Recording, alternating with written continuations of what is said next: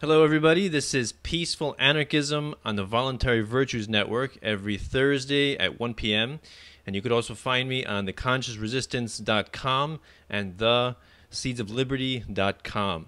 So today we have Fred Fairbrass, who's the guitarist in Right Said Fred. And you would also most likely recognize him from his infamous video, I Am Too Sexy, from the early 90s. So he's a truth teller, and we're gonna be talking about how he became a truth teller and perhaps his the steps and phases that led up to his questioning the status quo as it stands today. So Fred, hi. So why don't you tell us about how you got started down this path? Okay. Initially, when the band broke in 1991, 92. You become very famous, and there's lots of nonsense written about it in the press. And over a period of years, I started to think some of the stuff. If the smoke and mirrors in the entertainment industry is so all engulfing, it's just crossed my mind that this can't be the only area of information that just kind of tells you what he wants you to hear. And so this sort of the bit by bit, my brain started to get into gear, and then it wasn't really until 9/11. I saw the towers come down, and then subsequently started reading different reports and the reports from different engineers and the architects and the engineers .org, and then guys like Alex Jones, and I got picked up on people like James Corbett, Scott Horton, these different sort of guys, and I just started to think this doesn't look right, it doesn't feel right, and so I've always felt we're just fed lies on such a colossal basis and in colossal amounts every day, and I think it's just it was a sort of death by a thousand cuts, really. Little bits of information chipped away at me, and I suddenly just woke up about on the mid-2000s and just thought, this is just nonsense. So it took me a while. I'm not exactly breaking ground here. Trying to catch up with loads of people ahead of me. But I found it really interesting, and also people have preconceptions. If you write a song like "Too Sexy," it suits their preconceptions that you might be a moron, and obviously we didn't do ourselves any favors. In one sense, you take your shirts off, and we were very fit at the time, and people want you to be a bit of a gym junkie and a bit of a moron. And if you prove not to be that, it kind of, people go, oh, think about, he can talk. Whoa, amazing. Ties his own shoelaces. So I've just got really into it in the last 4 years. It's gained a lot of momentum. And I just like the fact that these people like Alex Jones and yourself and Richie Allen, all these guys are just trying to look at it from another's perspective, because mainstream media has its own agendas, and I think it's really good that people are out there trying to express different views. Yeah, I think 9/11 really did jostle people's feelings of reality. But what's interesting is the response to the United States to 9/11. So there's all these theories about who did it, or if it was an inside job in the government, or whatever. So to me, it doesn't really matter, right? Like who did it. Let's just assume it was the Saudi Arabians that did it, or some Middle Eastern country, and 19 hijackers hijacked these planes, and they killed close to 3,000 people or something like that. And so our retaliation is to kill 1 million Middle Easterners. Yes. It's like if somebody assaults you or your family or kills you, your response is to kill them, their family, their extended family, their their distant cousins, everybody. Yes. That's the equivalent, and it's just insane. The kind of. Well, I think that's what triggered people's thoughts, is that it was so clear that there was agendas, whether the agenda was in place before 9/11 or it was used as a catalyst, but to get the regime change, get into oil rich territories, use not just the Americans, or the British are just as guilty, as are the Spanish and the Australians, and they've all got different troops doing different in different areas of the world, and I think you have to look at what the agenda how the agenda's played out. And democracy is certainly not something that, democracy in the Middle East doesn't interest the Americans or the British governments at all. So I don't care about that. And I think it's, our biggest embarrassment is Tony Blair, who, you may not be aware, but at the time, he sold himself as New Labour, and I'm not a fan of voting. I don't think voting does anything, but New Labour definitely came in all guns blazing, and you'll see the end of corruption. And people actually believed it, and Tony Blair was brilliant at selling it, and he has turned into one of the most toxic ex-PMs that we have ever produced in this country. I mean, and people hate him. I mean, he gets shouted at in the street. He can't go anywhere because people spit and shout and loathe this guy because he lied. He sort of got you in. You kind of annoyed at yourself for believing him. It's like finding out your best mate is banging your wife. It's like, wow, what are you? This is not the deal, And that's what the Tony Blair situation. And he's become so toxic and such a liar, and now the Labour Party are trying to distance themselves from him, although he doesn't seem to be helping that. And I think whatever, I don't know what the truth is behind 9/11. Obviously, like many people, but certainly when you hear people like Judy Woods or William Binney and these people with experience and with a knowledge, and they're discussing what they believe, I think you have to take note of that. I think you'd be silly not to. Yeah. So you and I were discussing before we recorded about labels, right? What's an anarchist? What's a voluntarist? Yes. What's an anarcho-capitalist? Yes. And one thing that that I have learned from studying this stuff is that there's one you can look at the how things are applied in the real life, or you can look at the philosophy behind it. So when people just look at leaders like Obama and Tony Blair and Bush, they vilify these specific leaders and say, what, if we just had the right person in power, things would work out perfectly, right? Yes. And that's the that's the temptation that politicians try to cater to. They try to cater to people's how do you say, gullibility and naivete, And people want to believe. They want to believe in someone. It's good to have, it's good to see someone. You watch, if you watch the Martin Luther King speeches, there's a beautiful thing to watch and listen. Someone believing in what he says. But when do we ever hear that now? Really, I think it would be great if, in the next, like, you've got the American election kicking off next year, haven't you? The primaries and all that sort of stuff. Yay! Go Hillary! Yeah. Wouldn't it be great if they had to wear the labels of their sponsors, like racing car drivers? So you knew if Hillary Clinton, for example, stood up and she's got Monsanto and the Saudi, the Gulf states and all these, like a racing driver, because at least you would know. Well, hang about, Hillary. If you get in, you're going to get a phone call from Monsanto and Exxon and Microsoft and Penchuk, and then the Saudi Arabias have all got interest. So what part of you do we get? Because they've paid hundreds of millions or tens of millions. And I think it's the same in the UK. Not quite so obvious in the UK, but all political parties have donors, and the Labour typically have the unions, and the Conservatives typically have the banks. Your version of Wall Street. That's kind of how it divides in a very sort of crude way. And I think you have to take that on board, because you're not getting an unencumbered president or prime minister. You're not. They will sit in their chair and go, "Well, this is great. I got there," and the phone will start ringing. And I think you only look at Obama, who did say that he was going to sort out Guantanamo. Clearly, someone has said, "Do you know what, Barack? Don't go near Guantanamo. That's not going to happen, mate. Next, what do you want to do next? Oh, I don't want to do I don't want to roll out the Patriot Act," which he's been more aggressive with the Patriot Act and more anti-whistleblower than any other president. And I think you have to look at that. So clearly there are people. I have this argument all the time with people in England, and I say, when we get this new prime minister, the head of GCHQ, which is your NSA, won't change. Heads of the bank won't change. Heads of securities, that doesn't change. Google, Starbucks, Amazon, all these people are still in place. So where's your power? What exactly are you bringing here? Because you're here for 4 years, 8 years, if you're really lucky. These guys are here for decades. You're just passing through. So where's your influence?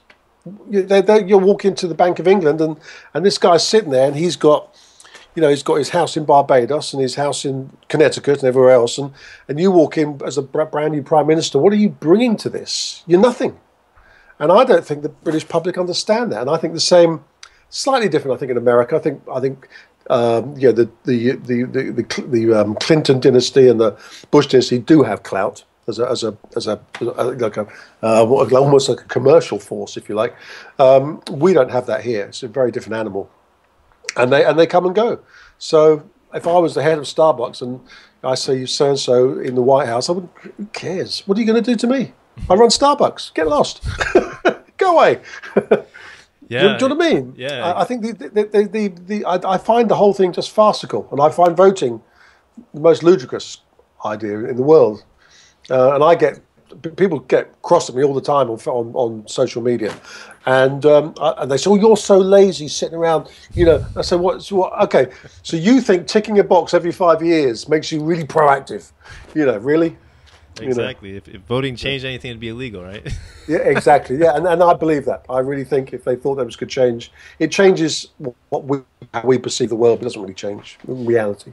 So when I talk to people about voting, it's either I say it's either voting is useless and counterproductive. I mean, well useless and just a waste of your time, or yes, it actually achieves what you want to. And what you are doing, people don't really understand this, but what you are doing when you vote is you are attempting to subjugate your neighbor, right? It turns everyone into a little dictator trying to impose their worldview on other people, right? By force, yep, by the guns of government, right? Yep. And so that's that's what the political process is it's a contest to who can impose forcefully their yes worldviews on the rest of the population. Yes. And if yep you lose, you get their view forced on you, and it's just yes such a violent system that people, I don't understand how people make the connection that, government is community, it's everybody coming yeah together, we're all in this together. No. Yes. It's us. No. It's us, and it's the ruling class. It's a clear difference. Yes, it is. There's a massive difference, yeah. And also the ruling class aren't even in government. The ruling class are behind government, telling government how this is going to work. I can't imagine for 1 minute that, you've got, you take a guy like, guys like Bill Gates, the amount of money, the guys that run Google, the amount of money and influence they have, to imagine that they won't make their feelings felt fairly strongly to Hillary Clinton or Jeb Bush, whoever happens to be in the race. I think it's naive. These people, you don't get that to be that successful and powerful without feeling that your view needs to be heard. I just don't. I can't. If I was a billionaire and sitting around watching this happen, I would think, well, hang about, I've got a say in this. I would. Yeah. Because. And that's a major complaint that a lot of people, when I talk about a voluntary society completely absent of government coercion, that's one of the first objections I get is, wouldn't corporations just band together and become a cartel, control the marketplace, shaft the customer, raise prices? And what's to stop from a corporation from like buying weapons, buying tanks, and just forcing people to buy their product? And I'm saying, wait a minute, what is the difference between that fear that you have and what we have today called government? Exactly. Yeah, it's the same. What is the difference? Yeah, of course it's the same. I find the whole thing I find people's view about it just absolutely insane. And I think it would be great. We have our elections are in May 7th, I think, is the election day. And I think if you had a 5% turnout where everybody just stood outside Parliament and booed, you'd have to undermine it. There'd be no credibility for any of the governments to move, any of the parties to move forward. I personally think you need that degree of non-compliance for a change to happen, because nothing is going to change. I don't know if you've read about it, but in the UK we have huge issues with child abuse in Westminster, in government, and allegedly it goes up as far as the royal family and big business, and it's a very big scandal over here. We are never going to get to the bottom of it, ever. These kids will never get proper representation under any of these governments because they all have something to lose. And I think same as private speech, privacy and freedom of speech is being pissed at the toilet. It's people don't realise the degree to what they're losing. And in the UK, there's a lady who was arrested because she stood outside. She stood on Whitehall, which is the road that runs very close to where the Prime Minister lives, and she read the names of the dead soldiers from a newspaper. She got arrested under the Terrorist Act. Wow. I mean, really, yeah. And so I find all that stuff very scary. And there'll be cameras in our houses next. That's what they want. You know, it'll be that insane. It's a crime for private citizens to reveal the crimes committed by government. Yes. Right. So I don't know if you follow Larkin Rose at all, but he talks about, you know, I should. You do? I know I should clearly, but yeah, no. yeah, definitely look him up. He's really an awesome personality, and I read. I know the name. But yeah, he's posted a bunch of videos and he's written a couple of books. But you know, one of his so basically, government, according I think he basically coined this term, the belief and the myth of authority. So government is basically founded on two basic pillars, which is one is taxation, and the other one is the belief in the myth of authority. And they're both necessary, because without the belief in the myth of authority, so it's like when people believe it's not, you know, authority is not just the right, it's not just the ability to rule, it's not just, you know, I can enslave somebody and subjugate them, because anybody can do that, right? But you would be called, you know, a rapist or a murderer or some thief, right? You would not be considered government, right? So the ability of authority has to be given legitimacy. If it's authority, it is legitimate, right? So if it's authority, they're taking your money, and it's not extortion, it's called taxation, right? And if they're killing people overseas, it's not called murder, it's called war, the war on terror, right? You know, if they're conflict. Or conflict. If they're you know, counterfeiting money, you know, in the central bank, it's not called counterfeiting, it's called quantitative easing or currency creation or the Mandrake mechanism. Or so there's all these political euphemisms applied to government that, if the same exact thing were done by private citizens, would be criminal. Absolutely, right? Of course. So this is why the belief in the myth of authority is what separates people from viewing government as just a big gang, a big mafia, the largest mafia on a geographical area. And, you know, it's what makes it completely different than, let's say, a local mafia who controls like a few towns, let's say, you know, because the people in these towns would not consider the threats and commands of the mafia as laws, because then it would be viewed as legitimate. Rather, they just view them as threats and commands. So this is the basic difference. When we can stop. And this is what I'm trying to do, and what many people on the Voluntary Virtues Network and Larkin Rose is trying to tell people that, you know, when you believe in an authority figure, what you're saying is this person has superhuman rights that I don't have, right? They can do something and I can't do it because it would be criminal, but they can do it because they're special. Yeah. That's. I mean, one of my big bugbears is taxing taxed money. So I have $100 and they take $40 and I've got 60 left and I go and buy something. It's taxed. I put petrol in my car. It's you're taxing every single thing people do. I mean, it's insane, and it's theft.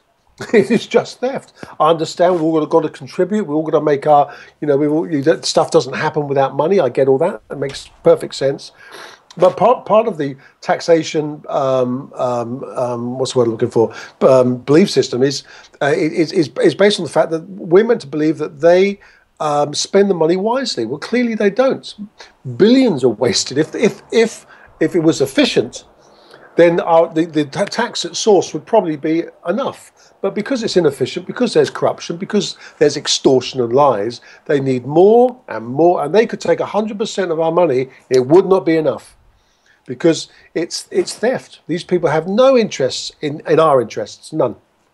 And that's a huge. I get quite upset about it. Yeah. I mean, it's just, you know, saying how I think it was this week, right, was you know, tax day, National Extortion Day in the United States, and And so you have to wonder, like what you said, what if I tell people 100% of your income is stolen, that's slavery, right? And then Yep. 0% of your income is stolen. What percentage in between is it not slavery? Right? Absolutely right. And Exactly. and Where's the criteria? Yeah. and there is no percentage that is not. If anything above 0% is indeed slavery, because even if it's 0.5%, if it's forced against your will, then you don't own your income at all. Yes, The government is exactly. is giving you back a gift of whatever they didn't take, right? Yeah. They had Yeah. it's completely arbitrary and completely is. forced. So Yeah, it is completely false, and I think what drives us insane over here is exactly what you say. It's a corny old statement, but one rule for them, one rule for us. And we had the MPs' expenses scandal, where basically their expenses had got out of control, so they would go on holiday and it's our expense. They'd buy a second car for the wife, it's our expense. That has been tightened up a little bit, but not nearly enough, and they're still creaming the system. And it's become a gravy train. Public service has just become a great way to earn some money, and it looks good on your CV, and off you go to the private sector.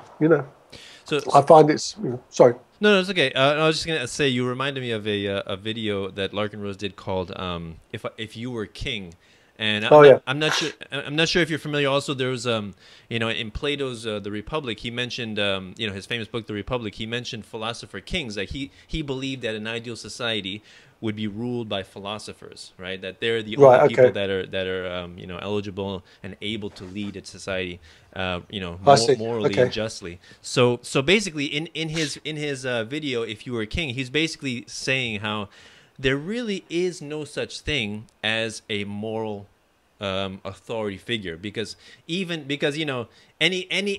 mandate, any edict they do has to be forced on everybody categorically against the will of the people, right? Even if it's voted on, okay, then they each then they force it, and it's a government is always a one size fits all. And even if the king or the emperor or the president or the prime minister did nothing, absolutely nothing, just sitting in his home, that would still be considered extortion, because he's surviving on taxation, which is again involuntary, right? Yes, so, it is, so there really is. I mean, even if he's helping the poor, that's when people say, well, don't if you don't want to pay taxes, you're saying you don't want to help the poor, you're saying you don't want to help the elderly and the sick. No, of course not. It's just like I don't want the fruits of my labor stolen from me and done with whatever the politicians think is worthy.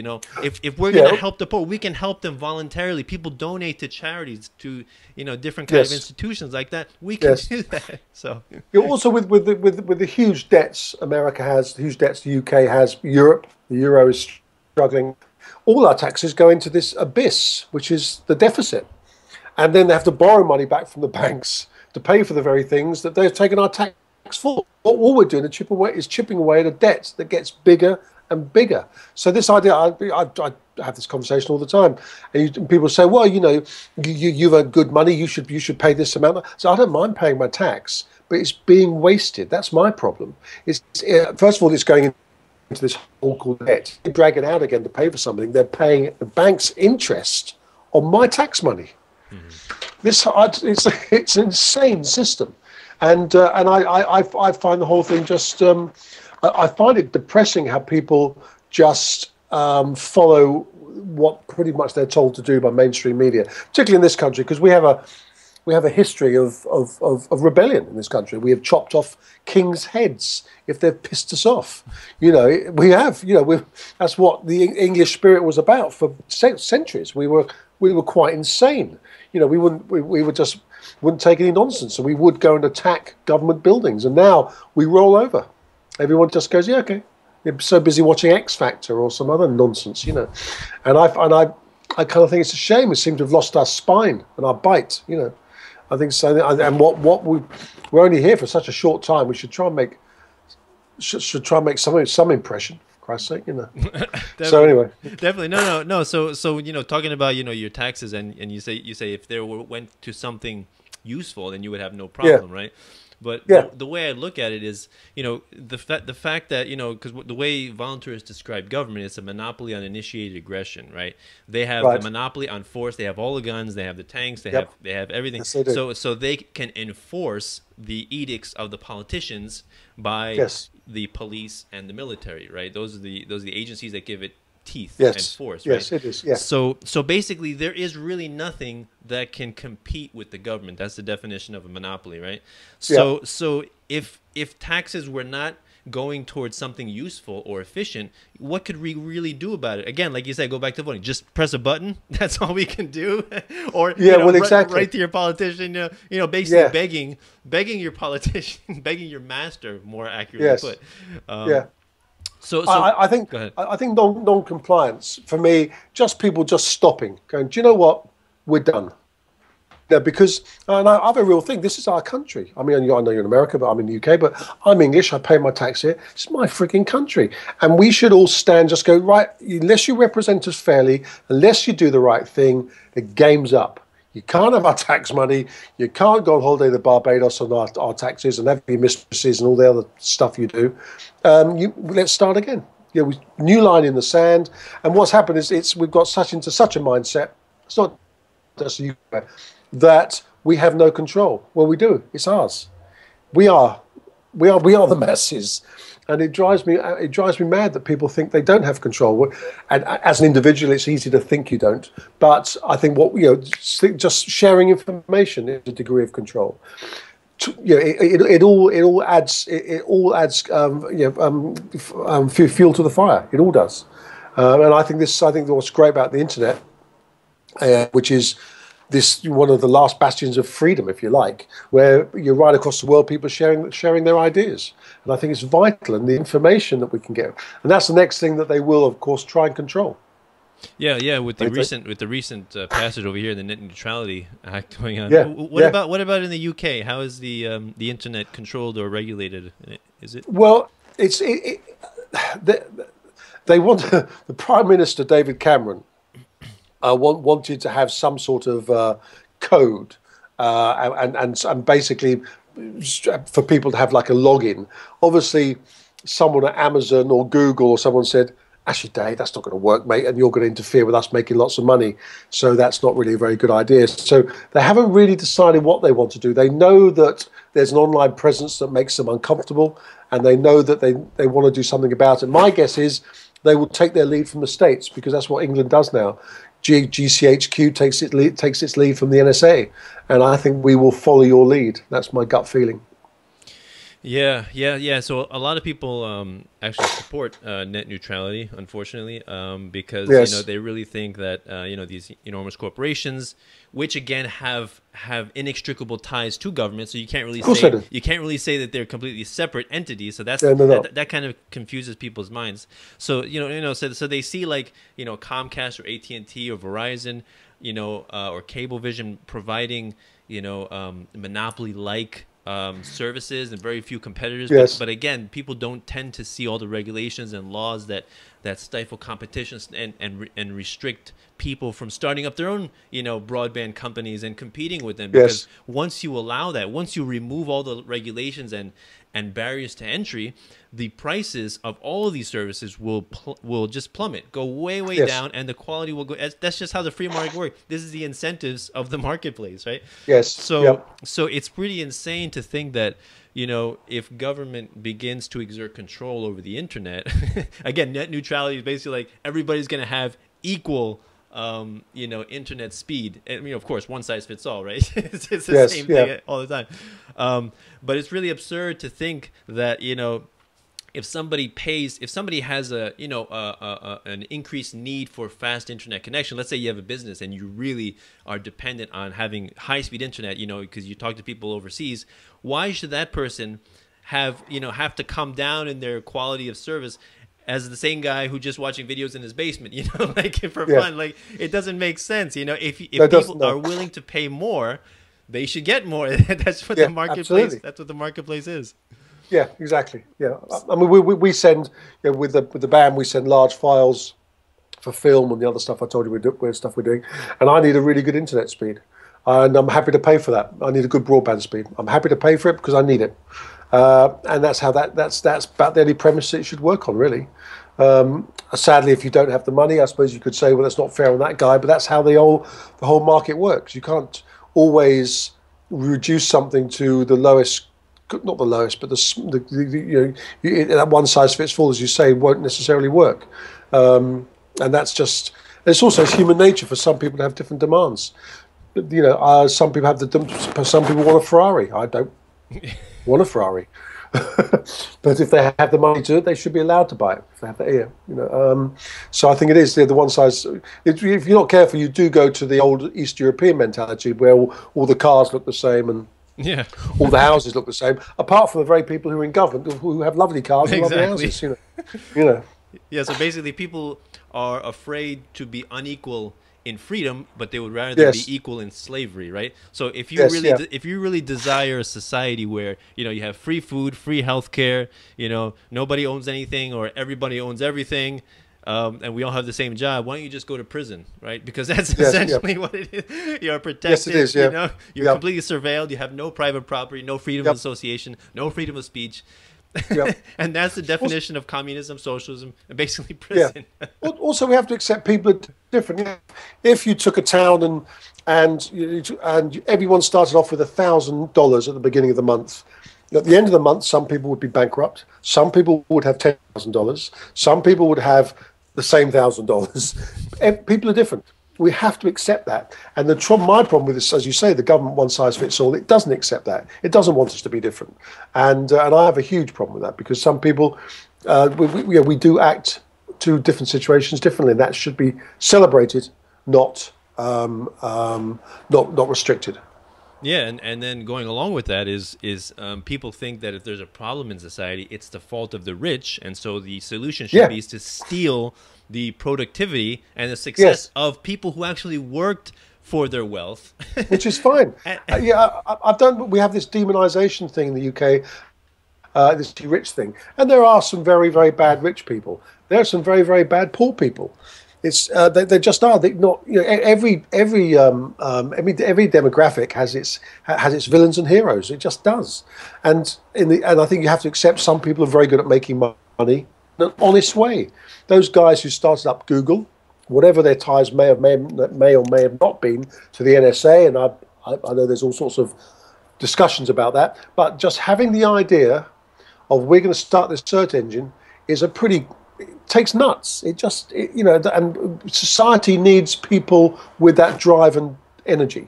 In the same way, it needs nurses, firemen, doctors. That's how it works. And I think success should be celebrated, and those who are unable to success should be supported. Some people can't play the game. That's not their fault either. Some people aren't designed to this mad game we have in this capitalist world that we've got. Some people are not built to succeed in that arena, and they shouldn't be penalised either. And I think it's finding a balance. Yeah, the whole idea of communism is basically one of jealousy, enviousness, and envy and covetousness. Like you envy the person who has more than you, right? And so basically you feel it's your right to take, by means of government, of course, that which people, those things that people have, what they consider to be too much, right? How much money do you need? How many cars do you need? How many houses do you need? Well, to me, the better question is, how did they achieve that wealth, right? Because if they achieved the wealth by providing value to society, let's say, for example, Steve Jobs, right? Nobody had to force people to buy iPhones and iPads and iPods, exactly right? He became wealthy because he provided a high quality product that people flocked to. They love the guy for it, right? Absolutely right. That's the definition of the free market. And you know what the definition of government is? Creating a crappy product that you have to force people at gunpoint because nobody would ever buy it voluntarily. That's right. That's exactly right. Yeah. I mean, the whole coffee shop that just came out of I don't know how long Starbucks have been going, but it seems like the mid-90s. Something like that. I'm not a Starbucks fan particularly, but someone somewhere sat down and said, let's do a designer coffee shop. Charge a bit more for the coffee, but make loads of different coffee and give it like a give it like a lifestyle, you know, and it worked. You've got to get. You have to say whoever started that. I don't know. I'm not familiar with the workings of Starbucks or Cafe Nero or whoever else, but it's an idea that they saw through. They had the energy to make it work, and on a slightly different level, we're involved in a couple of independent movies, and when you see the work, a writer. This one movie we're doing, the guy has written it, directed it, and produced it, and the energy levels he's needed over the last 5 years to get this to the Cannes Film Festival is breathtaking. Wow. And you know, entertainment needs that. Society needs those people with that energy and desire. That's it. You have to applaud it and not suppress it. Trying to make a movie in the UK, I mean, the government are so anti-art in the UK. It's really? Just. It's horrible. It is horrible. And you have to, everybody goes abroad. Everybody goes abroad for their money. I mean, it's the same as us. We don't work in the UK at all. All our money's in Europe and America. It's where we get paid. Britain just has, it does not support its own artists. It doesn't support its own film. It doesn't support its own theatre. All the theatre in the West End is driven by foreign money from tourists. It's not driven by... I mean, the only thing the government really supports is opera and some of the classic arts, you know. But so yeah, you wouldn't. I mean, we're a pretty small band. We've sold a lot of records and stuff, but we generated money for the country, and it's not seen like that. Imagine what the Beatles generated for the UK or the Rolling Stones. These people are not nearly celebrated enough. Their art is celebrated, but as an export, they're not. As a commercial entity, they're not celebrated enough. They've created huge amounts of wealth for all sorts of industries. And I find it just bizarre the way we don't really embrace that over here. I'm not sure what it's like in America, but we certainly don't here.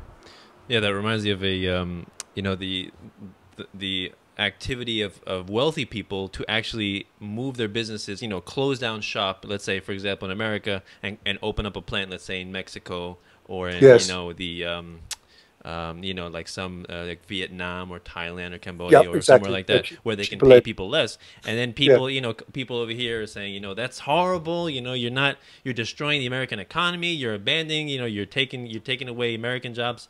So, you know, these people are you know, exploiting it. But then the first thing I ask these people is, okay, wait a minute. Why are they doing that? Why are they closing down their company in America and moving it across an ocean, which itself is an expensive venture? Like, that's not cheap, you know. Why would they go through the hassle of doing that? And you know, if the taxation in a country is getting so stifling and oppressive that the business owner makes a decision to move across an ocean, I think that's pretty indicative of an oppressive government. You know? Absolutely, you should. Those people. The first thing, I mean, the UK we called it the council, which is your local government, and they should be bending over backwards to keep businesses in their town. They should be making it easy to be self-employed, easy to start businesses. I mean, trying to start a business in the UK, you know, the red tape and just the rent and the taxes. As you say, it's built for the purposes of the oppressor. Nothing to do with the freedom of movement or what's the word I'm looking for? Entrepreneurial sort of spirit. That's the guy. There's a very famous inventor in the UK called Dyson. The Dyson Hoovers and the Dyson kettle, and he had to go to France. He couldn't get any money out of the UK.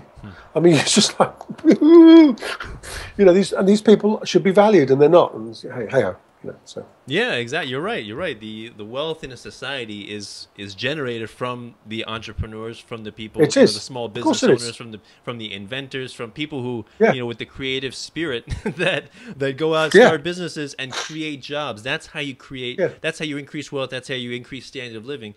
And I don't know if you heard about what Hillary Clinton recently said a few months ago. She said, you know, what she says, businesses and corporations don't create jobs. And she was called out on that completely. So many people said, "What the hell are you talking about? Do you understand anything?" You know. Basically, she's saying, you know, if politicians write on a piece of paper, we're going to create 10 million jobs. That's it. Poof! It's magic. 10 million jobs will be created. And they seem to think that they have that kind of, you know, supernatural, godlike deity power that they can just will wealth You know, just Yes. they just print money and oh poof, we're all Yeah. rich. Like, Yeah. what? With Hillary Clinton's running for the Democrats, what do people think in America? Do they think Bill Clinton's past is going to catch up with her because of his association with people like Epstein, for example? And there's quite a few sexual assault allegations against Clinton, isn't there, Bill Clinton? I was wondering, is there a general feeling that that will sort of bite her on the arse eventually, or that won't be an issue? I'm sure that a lot of people have done, research on that kind of stuff. Personally, I don't really look into any politician anymore at all. Like, Okay. I just have isolated myself, stepped back, and I categorically oppose people trying to use government to improve their lives, because I think that's a complete contradiction, an oxymoron. Because the definition of government is the violation of property rights. When you talk about taxation. And by the way, I wanted to mention one thing. When you were saying if you don't like to pay your taxes because it's going to be wasted, right? It's going to be put to inefficient means. Based on that, I don't mind paying taxes, but I do have a problem with paying them from the point of view that I know that they're not spent wisely. Yeah. So I wanted to say that with voluntarism, one thing that I understand, actually not, and also Austrian economics, is understanding when something is a monopoly, like the government, right? And it has absolutely no competition from any outside entity. What incentive do they have to actually please the people? They have no incentive, because taxation is not a voluntary thing, right? No. People are forced to fund, the NSA or the war on terror, or bailouts and subsidies and warfare and welfare and all these things. You have no choice where your tax money is going. So if they are wasting it, what do they care? Because we have no choice to pay, and they're getting paid anyway. Yeah, exactly. They get paid. They get paid for the pleasure. Absolutely right. I mean, I find it is an insane system, and it's a very interesting concept. Imagine if you had two governments, and one had to be more appealing and commercial than the other. You'd suddenly get this open market system within government that would try and please us and you could subscribe up to whichever government you thought was fairer. Then they'd have to play a very different game.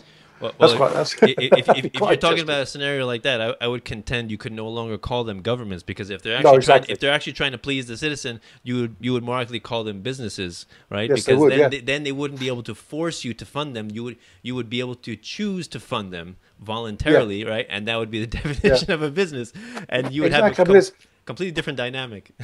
Yeah, there's a hospital that my brother and I raise money for on a regular basis, called the Royal Marsden. It's a very progressive cancer research hospital, and what they do, which is fantastic. They have a regular fundraising, we get involved in it, and they do this online stuff, and they show you where your money's gone. It's brilliant. So you've raised, we've just done a march. Did a marathon. The marathon raised about £1.5 million. I mean, we didn't, but everybody. Yeah. So, let's say $2.5 million or something, and they show you. They took cameras into their theatres, and they showed you work that the doctors were doing with the equipment funded by the charity. Mm-hmm. It's brilliant. Mm-hmm. It was just amazing. You saw, well, that's where our money is, and they're very open about what the executives get paid and the administration costs. It's a very transparent, and it's quite reassuring. Imagine trying to do that with government. Say, okay, can you show me where my car tax is gone? Transparency, right? Yeah. Okay, you've taken my £250 this year for my car tax. Yeah. Where is it? Yeah, exactly. Is it ring fenced? Is it even in transportation? I bet it's not. Yeah. I bet it's just been sucked up by the deficit. Well, most likely, I think 60% of it anyway over here goes towards military spending, which basically means it goes towards death and destruction, and occupations, invasions, and drone strikes. That's exactly right. Anything you can imagine related to the military. Exactly. But there's a famous Austrian economist. His name is Walter Block, and one of his famous lines is, we should. He's like, people ask me, should we privatize everything? And I respond, we should privatize everything that walks or everything that doesn't walk. And since everything walks or doesn't walk, or moves or doesn't move, then we should privatize everything. Because again, when you privatize things, you are changing the incentives, right? Because now people have to actually please the customer. Because if you don't, you're going to go out of business, right? And a business cannot thrive without profits, right? And profits must only be obtained voluntarily, right? Because once you begin to use the guns of government, you have a mutant, wicked variation of the free market known as crony capitalism or corporate fascism, right? And then once you completely force it, you have government. So this is the beautiful thing about the private free market, is that they have to please the customer. It's all about accountability and responsibility and transparency. There is no other way around it. Like try being a vendor on, let's say, Amazon and selling something, and then somebody sends you money and then you don't send them anything. What's gonna happen to you? No, I understand the concept. People are gonna write up, this guy's a fraud. Don't ever do business with him. Don't ever say, word gets out. Reputation means everything, right? It's all about reputation. Yes, yeah. I personally think with certain essential services, you need to ring fence them. They should ideally be non-political. They should just have the money they need: health, fire, looking after the elderly, looking after the homeless, the infirm, the vulnerable. That should all be just taken from our tax. I don't mind paying taxes for those people to benefit. I don't mind that at all.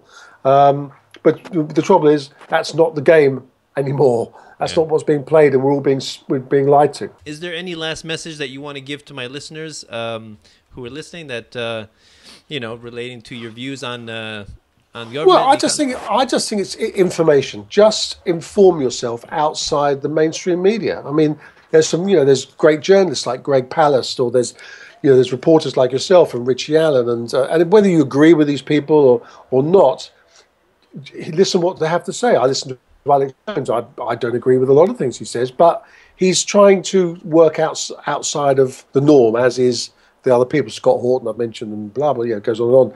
Listen to individual, talking about the economy. I think Martin Armstrong is a really interesting guy. He's an interesting economist, and got people like Karen Houdis, and I think these people just have a knowledge. And they view things differently. I love listening to William Binney, and I think guys like this are they don't come with the agenda that mainstream media does. And I think it's up to people just to inform themselves. Just for 1 minute, turn your phone off, turn the X Factor off, and just for 10 minutes, just see what people are saying. And that's it. And you might think it's all bollocks. You might think, I don't agree with any of that. I'm a Hillary guy. I'm going to vote for Hillary. Well, at least you've made the decision, but don't make it without the information. Yeah, that's some critical thinking never hurt anybody, right? Exactly right. Yeah. Well, thank you very much, Fred. Awesome conversation. I appreciate it. So this is Danilo from Peaceful Anarchism on the Voluntary Virtues Network, theconsciousresistance.com and theseedsofliberty.com. Wishing everyone have a wonderful day. Take care. Bye. Cheers.